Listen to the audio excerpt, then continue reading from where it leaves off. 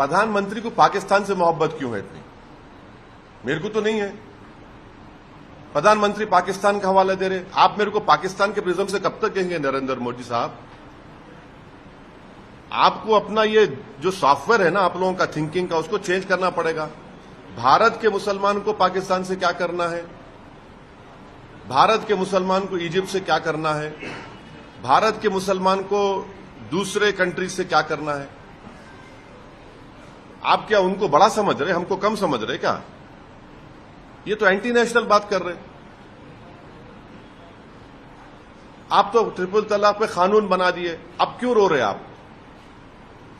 कानून आप बनाने के बाद क्यों रो रहे प्रधानमंत्री? इसलिए रो रहे हैं क्योंकि उनको मालूम कि कानून बनाने के बाद उस कानून के जरिए और डिजर्शन बढ़ गया। देखिए, मुझे लगता है, यानी देखिए, हमें थोड़ा अध्ययन करना चाहिए। मुझे लगता है कि जो भी 3 तलाक के पक्ष में बातें करते हैं, 3 तलाक की वकालत करते हैं, ये वोट बैंक भूखे लोग मुस्लिम बेटियों के साथ बहुत बड़ा अन्याय कर रहे हैं।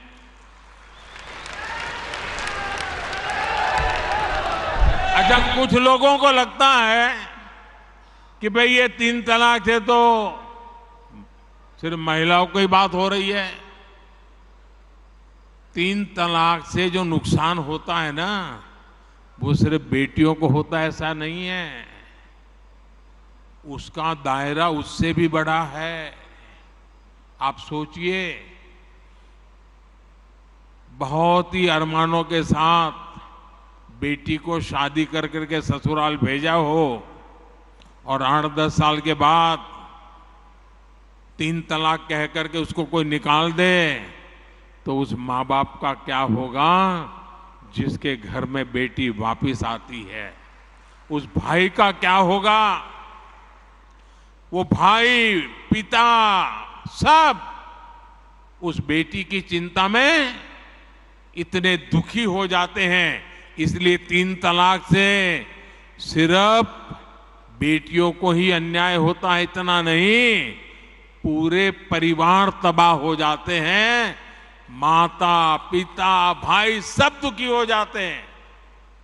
और देखिए, दुनिया के अनेक मुस्लिम बहुल्य देश, इसका इस्लाम से संबंध होता तो दुनिया का कोई मुस्लिम देश 3 तलाक खत्म नहीं करता।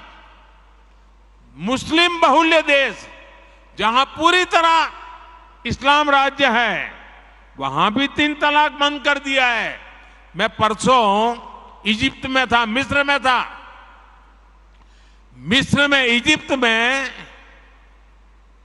90% से ज्यादा सुन्नी मुसलमान समाज है और इजिप्ट में आज से 80-90 साल पहले 3 तलाक की प्रथा को समाप्त कर दिया। हमसे 90 साल पहले। अगर 3 तलाक इस्लाम का जरूरी अंग है तो पाकिस्तान में क्यों नहीं होता भाई? अगर 3 तलाक इस्लाम का जरूरी अंग है तो इंडोनेशिया में क्यों नहीं होता?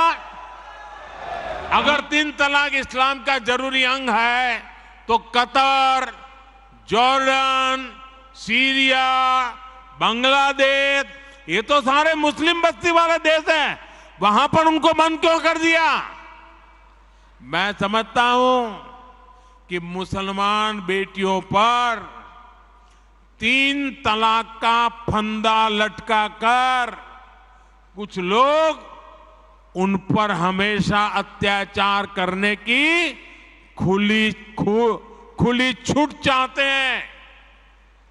यही लोग 3 तलाक का समर्थन भी करते हैं और मैं जानता हूं कि इसलिए ही मेरी मुस्लिम बहनें, बेटियां, मैं जब भी जहां जाता हूं वो भाजपा के साथ खड़ी रहती है, मोदी के साथ खड़ी रहती है।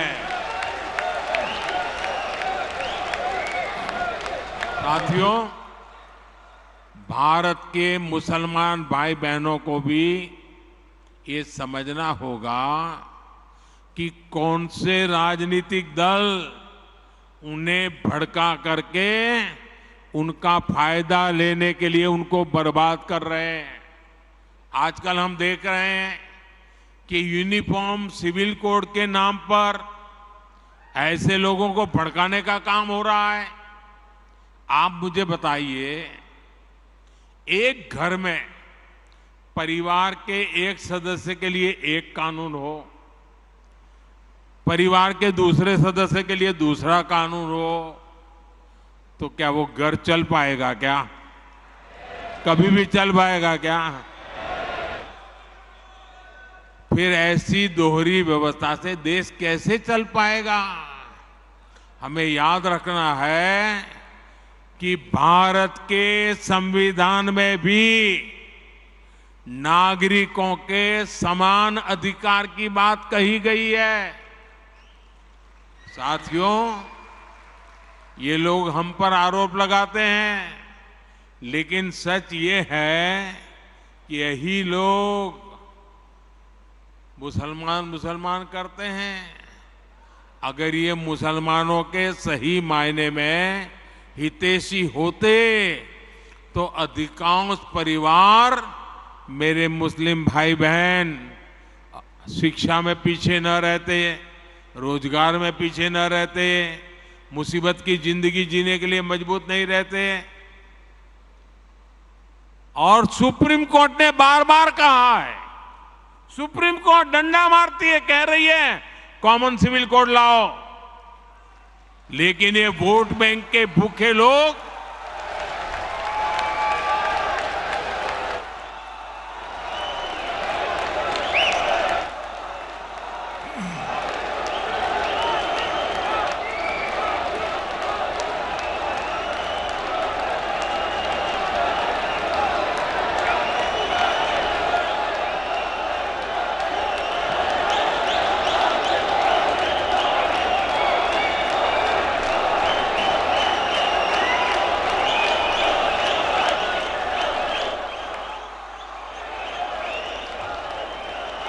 अच्छा, मैं आपको एक और बात बताना चाहता हूं।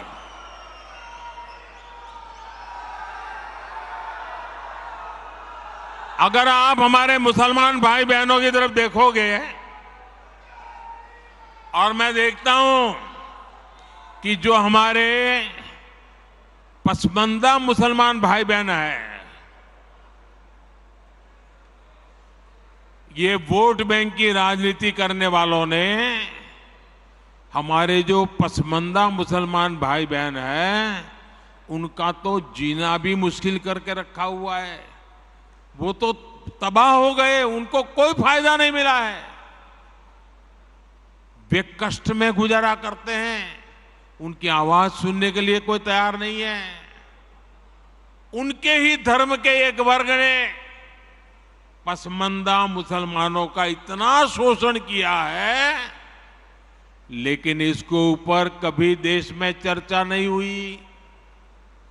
जो पसमानदा मुसलमान है, उन्हें आज भी बराबरी का हक नहीं मिलता, उन्हें नीचा और अछूत समझा जाता है। इसी समाज में मैं मुसलमान समाज की बात कर रहा हूं। मुसलमान भाइयों में जो हमारे पसमानदा भाई बहन हैं, जो पिछड़े हुए हैं, मैं उनकी बात करता हूं। पसमानदा मुसलमान मोची होते हैं, भिस्ती होते हैं, जोगी होते हैं, लाल बेंगी होते हैं, भटियारा होते हैं, मिरासी होते हैं, डफाली होते हैं, मुकेरी होते हैं, मदारी होते हैं, जुलाहा होते हैं, लंबाई होते हैं, बेदा होते हैं, बामणिया भी होते हैं, छिया होते हैं, लहरी होते हैं, हल्दर होते हैं, सिकदर होते हैं, कितनी ही जातियां।